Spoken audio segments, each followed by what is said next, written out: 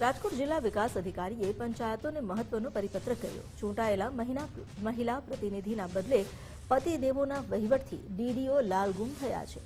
4 મુદ્દા સાથે તમામ પંચાયતોને પરિપત્ર જાહેર કરાયો। પતિદેવ વહીવટ કરશે તો તલાટી કમ મંત્રી સામે કડક કાર્યવાહી થશે। રાજકોટ જિલ્લાની પંચાયતમાં પતિદેવના વહીવટ કરતા હોવાનું સામે આવ્યું છે। પંચાયતની સભા કે બેઠકમાં પતિદેવોની હાજરી હવે નહીં ચલાવી લેવાય। સભામાં માત્ર ચૂંટાયેલા મહિલા પ્રતિનિધિની જ હાજરી રહેશે અનિવાર્ય। સરકારી રેકર્ડ કે ચેકબુકમાં પણ મહિલા પ્રતિનિધિની સહી ચાલશે। અન્ય કોઈની સહી હશે તો તલાટી મંત્રી સામે ગુનો નોંધાશે। આ અંગે વધુ જાણકારી લઈએ સંવાદદાતા રહીમ લખાણી પાસેથી। જી રહીમ।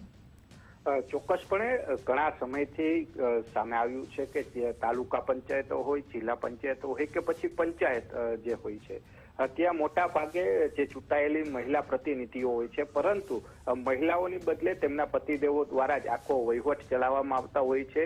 એટલું જ નહીં, જે સરકારી ખાતાઓ હોય છે તે મહિલા પ્રતિનિધિના બદલે જે તેમના પતિદેવો છે તે ચેકની અંદર સહી કરતા હોય છે, ઓર્ડરોની અંદર સહી કરતા હોય છે, તેને લઈને આ પરિપત્ર છે તે કરવામાં આવ્યો છે।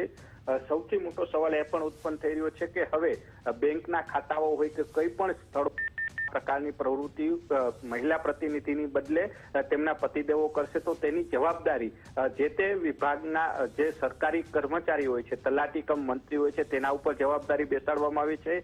એટલું જ નહીં, જ્યારે પણ સામાન્ય સભાઓ હોય કે પછી કોઈ પણ કામગીરીની મીટિંગ હોય છે તો ત્યાં મહિલાની પ્રતિનિધિની હાજરીની બદલે તેમના પતિદેવો હાજર રહેતા હોય છે, તેને લઈને પણ આ પરિપત્રમાં ઉલ્લેખ કરવામાં આવ્યો છે।